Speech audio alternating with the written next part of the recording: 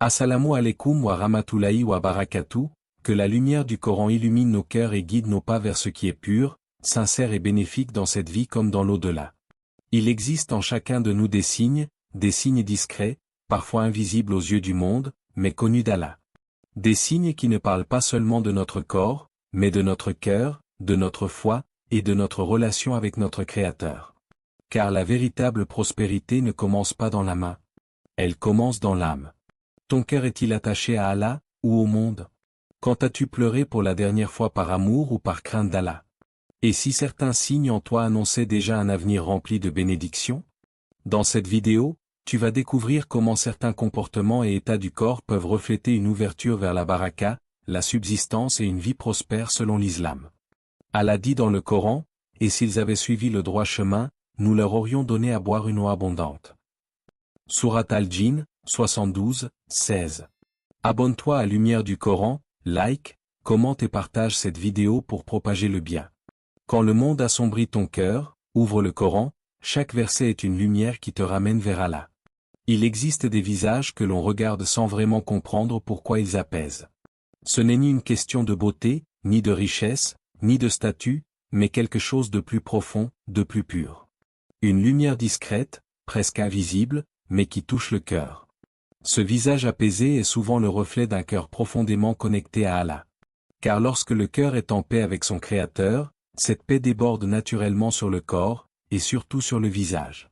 Celui qui invoque Allah régulièrement, qui prend le temps de se tenir devant lui dans la prière, développe une sérénité qui ne dépend pas des circonstances extérieures. Il peut traverser des épreuves, vivre des moments d'incertitude, mais son cœur reste stable, enraciné dans la foi. Cette stabilité intérieure devient visible. Elle se lit dans le regard, dans la douceur des traits, dans la manière de parler et même dans le silence. C'est comme si Allah déposait sur cette personne une tranquillité particulière, une protection contre l'agitation du monde. Le prophète a enseigné que la prière est une lumière. Et cette lumière n'est pas seulement une récompense dans l'au-delà, elle se manifeste déjà ici-bas. Elle illumine le visage, elle adoucit les expressions, calme les tensions. Une personne qui prie avec sincérité ne porte pas le même poids que celle qui est éloignée d'Allah. Même si elle a des soucis, il ne la consomme pas de l'intérieur. Elle trouve refuge dans chaque prosternation, dans chaque invocation, dans chaque moment où elle se reconnecte à son Seigneur. Et cette paix intérieure devient une clé. Une clé vers la baraka. Car Allah accorde sa miséricorde à ceux qui le mentionnent avec sincérité. Dans le Coran, il rappelle que c'est par son rappel que les cœurs se tranquillisent. Et lorsque le cœur est tranquille, la vie change. Les décisions deviennent plus claires, les relations plus saines, les épreuves plus supportables. Même les portes du riz peuvent s'ouvrir d'une manière inattendue, car Allah facilite pour ceux qui se tournent vers lui avec confiance. Il faut comprendre que ce visage apaisé n'est pas un hasard. C'est le résultat d'un travail intérieur, souvent invisible aux yeux des gens. Peut-être que cette personne se lève la nuit pour prier. Peut-être qu'elle pleure en secret en invoquant Allah. Peut-être qu'elle lutte contre ses péchés, qu'elle se relève après chaque chute, qu'elle fait des efforts sincères pour purifier son cœur. Tout cela laisse une trace. Une trace que ni le maquillage, ni les apparences ne peuvent imiter. Regarde autour de toi. Certaines personnes attirent naturellement les autres sans dire un mot. Leur présence rassure. Leur regard est doux. Leur sourire est sincère. Ce sont souvent des cœurs vivants, des cœurs qui se nourrissent du rappel d'Allah. Et cette lumière devient un signe. Un signe que cette personne est sur un chemin béni. Un signe que, même si tout n'est pas parfait dans sa vie, Allah est avec elle. Car la véritable prospérité ne commence pas dans les biens matériels. Elle commence dans cette paix intérieure. Et lorsqu'Allah accorde cette paix, il peut ensuite ouvrir les portes de ce que tu n'imaginais même pas. Ce visage apaisé devient alors comme une annonce silencieuse. Quelque chose de beau est en train de se préparer. Une bénédiction approche. Une facilité arrive. Et même si le monde ne le voit pas encore, Allah, lui, sait ce qu'il réserve à ce cœur sincère. Il y a des mains qui s'attachent, et d'autres qui se détachent. Des mains qui retiennent par peur de manquer, et d'autres qui s'ouvrent avec confiance, même lorsqu'elles possèdent peu. Et dans cette différence se cache un secret profond, celui de la véritable prospérité. Car en islam, les mains qui donnent ne s'appauvrissent jamais. Elles deviennent au contraire une cause d'abondance, une clé vers une subsistance que seul Allah peut accorder. Une personne qui a l'habitude de donner, même discrètement, même avec peu, possède une richesse intérieure que beaucoup ignorent. Elle comprend que ce qu'elle donne n'est jamais perdu. Chaque pièce donnée, chaque geste de générosité, chaque aide offerte est en réalité un investissement auprès d'Allah. Et Allah ne laisse jamais un acte sincère sans réponse. Le prophète a dit, « La charité ne diminue pas les biens ». Cette parole renverse complètement la logique humaine. Car dans ce monde, on pense que donner diminue. Mais dans la réalité spirituelle, donner multiplie. Observe ces mains qui se lèvent pour offrir, pour soutenir, pour soulager quelqu'un dans le besoin. Ce ne sont pas de simples gestes. Ce sont des signes d'un cœur détaché de l'illusion matérielle. Ces mains témoignent d'une certitude, celle que le risque ne vient pas des créatures, mais du Créateur. Et lorsque cette certitude s'installe dans le cœur, la peur de manquer disparaît progressivement. La personne ne donne plus par obligation, mais par amour, par foi, par confiance. Il y a aussi une autre dimension dans ces mains ouvertes. Ce sont des mains qui s'élèvent vers le ciel pour invoquer Allah. Elles demandent, elles espèrent, elles supplient. Et souvent, ce sont ces mêmes mains qui donnent aux autres. Comme si la personne comprenait que pour recevoir, il faut d'abord apprendre à donner. Ce lien entre donner et recevoir n'est pas visible immédiatement, mais il est réel. Combien de personnes ont vu leurs difficultés se transformer après avoir donné sincèrement? Combien ont vu des portes s'ouvrir alors que tout semblait bloqué? La générosité attire la baraka. Elle purifie les biens, elle nettoie le cœur de l'attachement excessif à ce bas monde. Et plus le cœur est pur, plus il devient apte à recevoir les bénédictions d'Allah. Ce n'est pas seulement une question d'argent. Parfois, Allah accorde une paix, une facilité, des opportunités inattendues, des solutions là où il n'y en avait pas. Et tout cela peut être lié à un acte de générosité que personne n'a vu, sauf lui. Il faut aussi comprendre que ces mains ouvertes ne sont pas forcément riches au départ. Parfois, ce sont justement celles qui possèdent peu qui donnent le plus sincèrement. Et c'est là que réside la grandeur. Donner quand on a peu, c'est une preuve de foi immense. C'est dire à Allah, je te fais confiance, même si je ne sais pas encore comment tu vas me remplacer ce que je donne. Et Allah aime cette confiance. Il aime ces cœurs qui se tournent vers lui avec certitude. Petit à petit, cette personne voit sa vie changer. Pas forcément du jour au lendemain, mais d'une manière subtile et profonde. Ses moyens s'élargissent, ses besoins sont facilités, et même ses inquiétudes diminuent. Elle entre dans une forme de richesse que beaucoup recherchent sans la trouver. Une richesse faite de baraka, de satisfaction et de confiance. Ses mains ouvertes deviennent alors un signe visible d'un secret invisible, celui d'un cœur qui a compris que la vraie source de richesse est Allah. Et lorsque cette compréhension s'ancre profondément, la vie entière se transforme. Ce qui était limité devient vaste, ce qui semblait insuffisant devient suffisant, et ce qui était ordinaire devient béni. Il existe des larmes que personne ne voit, des larmes qui coulent dans le silence de la nuit, loin des regards, loin des jugements. Des larmes qui ne cherchent ni compassion ni reconnaissance, mais qui naissent d'un lien profond entre le serviteur et son Seigneur. Ces larmes sincères sont parmi les signes les plus puissants d'un cœur vivant. Elles ne traduisent pas une faiblesse, mais au contraire une force intérieure, une sensibilité spirituelle que beaucoup ont perdue. Pleurer par crainte d'Allah ou par amour pour lui est un don. Ce n'est pas quelque chose que l'on peut forcer. C'est une lumière qu'Allah dépose dans le cœur de celui qu'il veut rapprocher de lui. Lorsque le cœur se rappelle de ses manquements, de ses erreurs, de ses péchés, et qu'il se tourne vers Allah avec regret et espoir, les larmes deviennent une langue silencieuse. Une langue plus sincère que les mots. Elles expriment ce que la bouche ne peut pas toujours dire. Le prophète a mentionné qu'il y a 7 catégories de personnes qui seront sous l'ombre d'Allah le jour où il n'y aura pas d'autre ombre que la sienne. Parmi eux, il y a celui qui se rappelle d'Allah en solitude et dont les yeux débordent de larmes. Ce hadith montre la valeur immense de ces larmes. Elles sont précieuses aux yeux d'Allah, car elles sont le signe d'un cœur sincère, humble, et conscient de son besoin constant de son Créateur. Ces larmes ont un effet purificateur. Elles lavent le cœur des traces du péché, elles adoucissent ce qui était devenu dur, elles réveillent ce qui était endormi. Un cœur qui pleure pour Allah n'est jamais un cœur abandonné. Au contraire, c'est un cœur que Allah regarde avec miséricorde. Et lorsque la miséricorde d'Allah descend sur une personne, tout peut changer. Les difficultés deviennent plus légères, les épreuves prennent un sens, et même les situations les plus compliquées commencent à s'éclaircir. Il y a dans ces larmes un secret profond, celui de l'humilité. Pleurer devant Allah, c'est reconnaître sa faiblesse, ses limites, son besoin. Et Allah aime ceux qui viennent à lui avec un cœur brisé, un cœur sincère. Dans un hadith, Allah dit qu'il est proche de ceux dont les cœurs sont brisés pour lui. Et c'est dans cette proximité que se trouvent les plus grandes ouvertures. Parfois, une seule larme sincère peut être la cause d'un changement immense dans la vie d'une personne. Une porte qui s'ouvre, une difficulté qui disparaît, une blessure qui arrive sans prévenir. Car Allah voit ce que les autres ne voient pas. Il voit la sincérité cachée derrière ces larmes. Et il récompense d'une manière qui dépasse l'imagination. Ces larmes attirent aussi une paix particulière. Après avoir pleuré pour Allah, le cœur se sent plus léger, plus apaisé. Comme si un poids avait été retiré. Cette sensation est un signe que Allah a accepté ce moment, qu'il a entendu cet appel silencieux. Et cette paix devient un terrain fertile pour la baraka. Une vie remplie de miséricorde, de facilité et de bénédiction commence souvent par un cœur qui a appris à pleurer devant son Seigneur.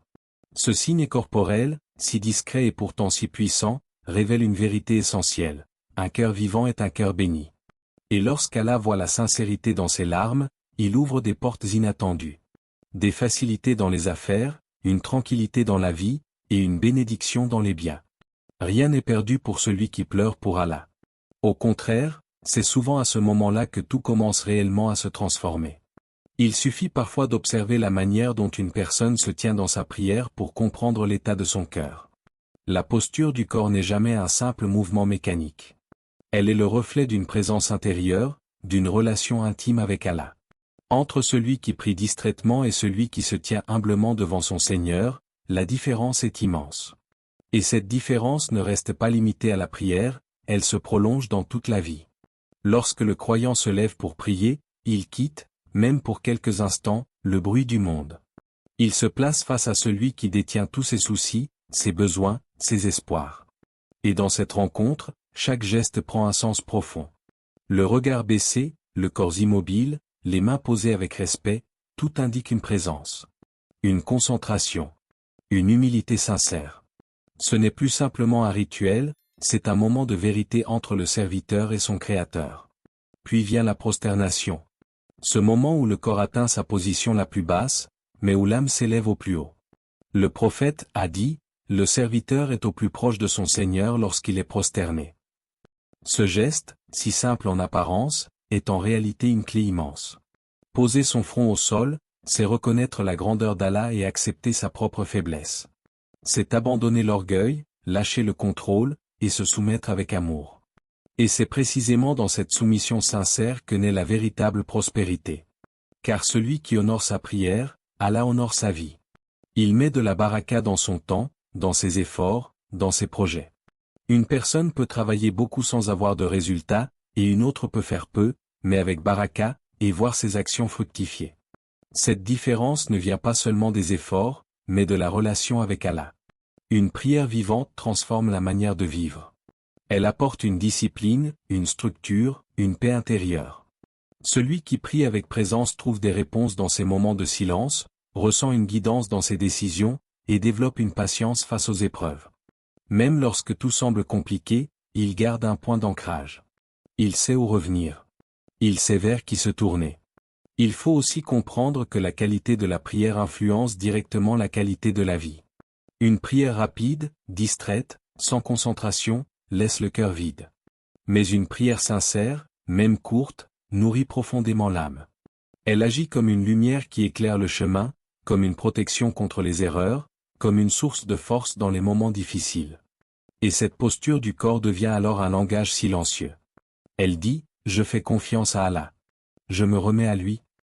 Et Allah répond à cette confidence. Il ouvre des portes, il facilite les chemins, il accorde des bénédictions là où personne ne les attendait. Parfois, la solution à un problème ne vient pas d'une stratégie, mais d'une prosternation sincère. Parfois, la clé d'une difficulté se trouve dans une prière faite avec le cœur. Celui qui vit avec une prière constante et sincère développe une stabilité que rien ne peut facilement ébranler. Il ne dépend plus uniquement des circonstances extérieures. Sa force vient de sa connexion avec Allah. Et cette connexion devient la source de toute prospérité. Car en réalité, la réussite ne commence pas dans les résultats visibles, mais dans ces moments cachés où le serviteur se tient humblement devant son Seigneur. là où personne ne regarde, là où aucune reconnaissance humaine n'existe. C'est dans ces instants que se construisent les plus grandes bénédictions. Ainsi, la posture dans la prière n'est pas un simple détail. C'est une clé. Une clé vers une vie équilibrée, apaisée et prospère. Une clé que beaucoup possèdent, mais que peu utilisent avec conscience et sincérité. Il y a des langues qui parlent beaucoup, mais qui n'apportent rien au cœur. Et il y a des langues simples, discrètes, mais constamment occupées par le rappel d'Allah. Entre les deux, la différence est immense. Car la langue n'est pas seulement un organe qui prononce des mots, elle est le miroir de l'état intérieur. Ce qu'elle répète, ce qu'elle aime dire, ce qu'elle laisse sortir, révèle ce qui habite réellement le cœur. Une langue qui dit souvent « Subhanallah »,« Valandulia »,« Allahu Akbar » n'est jamais une langue vide. Elle est vivante. Elle est connectée. Elle est en lien permanent avec son Créateur.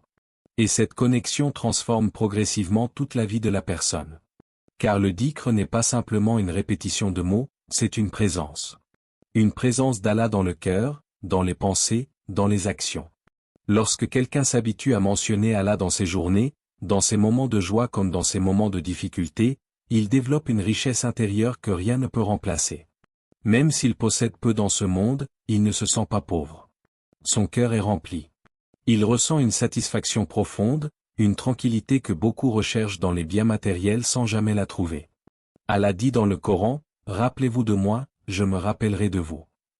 Cette promesse est immense. Être mentionné par Allah est une richesse incomparable. Cela signifie que la personne est sous son regard, sous sa protection, sous sa miséricorde. Et lorsqu'Allah se souvient de son serviteur, il ne l'abandonne jamais. Il le guide, il le soutient, il lui ouvre des portes là où il ne voyait aucune issue. Le dhikr agit aussi comme une protection. Il protège le cœur contre l'angoisse, contre le stress, contre les pensées négatives. Il calme l'esprit, il apaise l'âme. Une personne qui fait beaucoup de dhikr ne vit pas les épreuves de la même manière. Même dans les difficultés, elle garde une certaine stabilité, une lumière intérieure qui l'empêche de sombrer. Et cette richesse intérieure attire une autre forme de richesse, celle qui est visible. Car Allah récompense ceux qui ne l'oublient pas. Il met de la baraka dans leurs biens, dans leur temps, dans leurs efforts. Ce n'est pas toujours immédiat, mais c'est réel. Parfois, une petite chose devient suffisante. Parfois, peu devient beaucoup. Et parfois, des opportunités inattendues apparaissent, comme une réponse silencieuse à un cœur qui n'a jamais cessé de se souvenir d'Allah. Il faut aussi comprendre que le dhikr transforme la perception de la vie. Une personne qui dit souvent « Alhamdulillah » apprend à être reconnaissante, même pour les petites choses. Et cette gratitude attire encore plus de bien. Une personne qui dit « Subhanallah » développe une conscience de la perfection d'Allah, et cela renforce sa foi. Une personne qui dit « Allahu Akbar » rappelle à son cœur que rien n'est plus grand qu'Allah, et cela diminue ses peurs. Petit à petit, la langue devient habituée à ce rappel, et le cœur suit. Puis les actions changent. Puis la vie entière s'oriente vers le bien. Tout commence par ces mots simples, mais puissants. Ce signe, celui d'une langue constamment occupée par le dhikr, révèle une vérité profonde, le cœur est riche. Et lorsqu'un cœur est riche d'Allah, il ne manque jamais vraiment de rien. Même dans la simplicité, il vit dans l'abondance. Même dans l'épreuve, il garde la paix. Et souvent, Allah transforme cette richesse intérieure en prospérité visible. Non pas seulement pour récompenser, mais pour montrer que celui qui se rappelle de lui sincèrement ne sera jamais oublié. En réalité, ces signes corporels ne sont pas simplement physiques. Ils sont le reflet d'un cœur attaché à Allah, d'une âme sincère, et d'une vie orientée vers le bien. La prospérité en islam ne se limite pas à l'argent. Elle inclut la paix, la bénédiction, la satisfaction et la proximité avec Allah. Mais lorsque ces éléments sont réunis, même les biens matériels deviennent bénis et abondants. Un visage apaisé, des mains généreuses, des larmes sincères, une prière vivante, et une langue remplie de dhikr, tous ces signes montrent qu'Allah prépare quelque chose de grand pour toi. Peut-être une ouverture inattendue, une facilité dans tes projets, ou une richesse que tu n'avais jamais envisagée. N'oublie jamais, ce n'est pas le corps seul qui attire la prospérité, mais ce qu'il exprime de ton cœur et de ta foi. Abonne-toi à Lumière du Coran, partage cette lumière autour de toi, et laisse un commentaire pour inspirer d'autres âmes. Merci d'avoir ouvert ton cœur à cette parole. Que la paix d'Allah t'accompagne à chaque instant de ta vie. Allah dit dans le Coran, Et quiconque craint Allah, il lui donnera une issue favorable, et lui accordera sa subsistance par des moyens sur lesquels il ne comptait pas. Sourate At-Talaq, 65, 2-3. Que Allah remplisse ta vie de baraka, purifie ton cœur et t'accorde une prospérité ici-bas et dans l'au-delà. Amma.